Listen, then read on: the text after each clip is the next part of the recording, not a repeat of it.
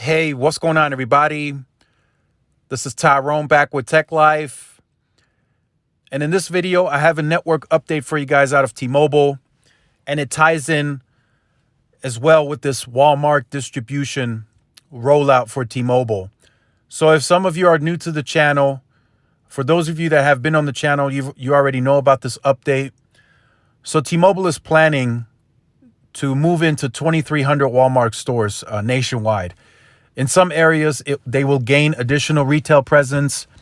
And by my calculations, estimates, and research that I've done, asking some people, about 1,000 of these Walmart stores will be brand new rural retail presence for T-Mobile. Brand new.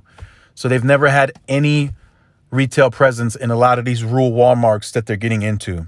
In some areas, it's even as many as 2 to 3 Walmarts that T-Mobile is going to move into.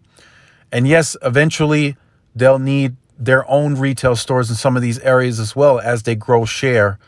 But it won't be anything significant like what we're seeing in the urban and bigger cities where they have 15, 20 retail stores. That's not going to be the case in rural.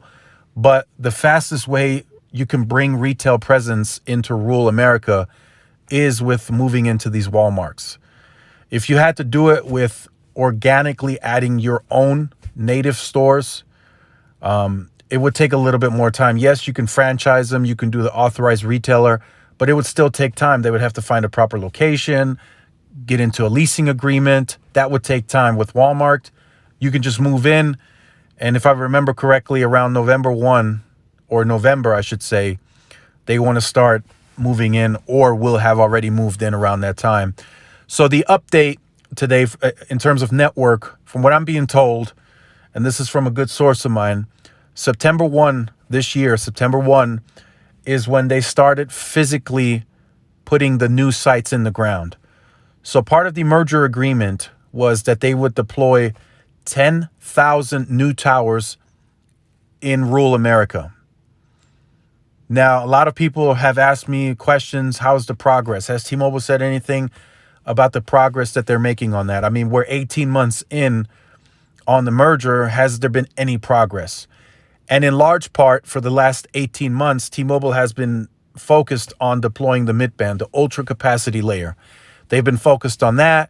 They've been in the midst of converting Sprint sites to T-Mobile equipment. So they've been very busy. They knew they needed to build that anchor network and put that capacity on there quickly because they need to migrate that Sprint base. And I've said this in plenty of videos, even during the merger progress, that putting the Sprint base onto the already existing T-Mobile grid, it would bog that grid down because you don't have additional densification on a larger scale to just take in all these customers. And that varies by market. In some markets, Sprint had more market share. In others, here in El Paso, the Sprint base is not really going to affect performance because it was only like 6 to 7% of the market was on Sprint. So not a big deal. But in markets like Chicago, Phoenix, even New York City, 15, 20%, heck, even 10% of the size of population in these markets could mean tons and tons more people on T-Mobile's network. So they needed to build that anchor network very quickly, convert some of these Sprint sites to T-Mobile equipment very quickly to build in that additional densification so they could handle the traffic.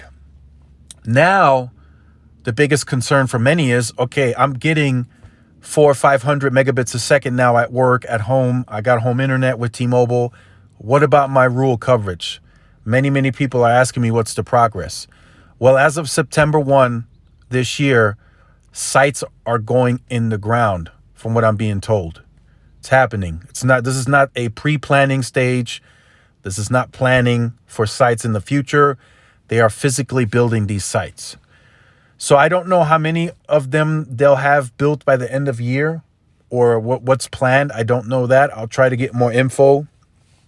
I'm looking at local articles to see if we get anything like, T-Mobile built 5 brand new sites to bring coverage to this town.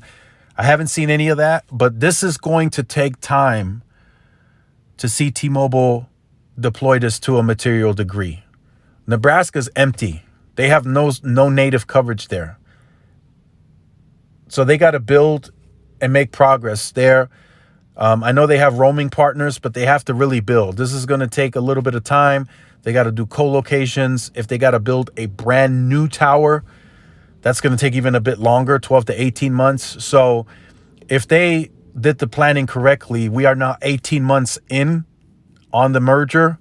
So it makes sense that the sites are now going in the ground. Because if the planning was done correctly, 12 to 18 months, you now have approval to build these sites. So that makes perfect sense as to why the start date was September 1. And then I'm sure October, November, December, we'll see that accelerate a bit. If I had to take a guess, anywhere from 500 to 1,000 sites deployed by the end of year, brand new. Neville did mention they're going to do several thousand this year. That's a bit hard to believe, but by any means, prove me wrong. Next year, that will likely accelerate even more. It is by my calculations, if they want to deploy, I don't know the exact time frame, but if they want to deploy that 10,000 sites over 3 years, they will have to build 3,300 sites annually. And that's a bit aggressive, but they can definitely get there. So just by rough estimates and my calculations, if a site build, and this varies, of course, if a site build would cost them $200,000, and I think that might be on the high end. I've seen most cost between $120,000 to $150,000, but I just put the cost to $200,000 for it to be at the highest end. It would cost them, and this is just rough estimates. Don't take any of this as a fact. It would cost them between $2 to $3 billion over that 3 years to build those 10,000 sites. So out of the $40 billion that they have set aside for this network build, it would take them around $2 to $3 billion to build those sites. Remember, they're not going to touch the fiber. They don't own the fiber, so it's all operational costs that will increase. And the OpEx will definitely increase on this fiber. They'll likely get Crown Castle or whoever to build the lit fiber, put it on those sites. In some cases, these sites will get microwave backhaul, of course. Verizon and AT&T utilize that as well. But the CapEx would cost them between $2 to $3 billion to deploy those 10,000 sites. They say they have it all funded. Every single dollar that they're spending right now, everything that they have in their arsenal, they say it is fully funded by the capital plans to deploy it all. So I can see them doing this very aggressively. And the fact that they're even inching that CapEx a little higher, like this year they increased it by 300 million, 12.3. Maybe they do that next year as well. Maybe they go to 13 billion perhaps if the synergies are realized a lot sooner to do even more, to accelerate. But just the very simple basics are out the way. September 1 is when the new site builds started, and they're pushing heavy on that. Again, as I mentioned, if they want to deploy the 10,000 over 3 years, that's 3,300 sites being put in the ground annually. A lot of sites. From what I was tracking, that was around peak, where when AT&T was at its peak on the first net expansion, they were deploying around 25 to 3,000 sites a year. So that's massive. That's massive allocation there. Like I said, 2 to 3 billion. From what I'm estimating, it would cost T-Mobile out of that 40 billion that they have set aside for the network planning to deploy these sites, and 80 to 90% of that 10,000 is planned for rural expansion. So let me know what you think about this in the comment section down below. I know this video was a bit longer. I just wanted to get that point across. This retail distribution is coming. 1,000 of those Walmart stores will be in more of a rural setting. So there's that presence is coming. The network has started expanding as of September 1. We got to give them some time. 22, they'll grow in 22. 23 will even be bigger. They stated that Well, Mike Sievert stated to get from 200 million covered to 300 million covered with ultra capacity, they have to cover 5 times the landmass versus going from 100 to 200. So there's a lot of money involved there to get to that goal. So let me know what you think about that in the comment section down below.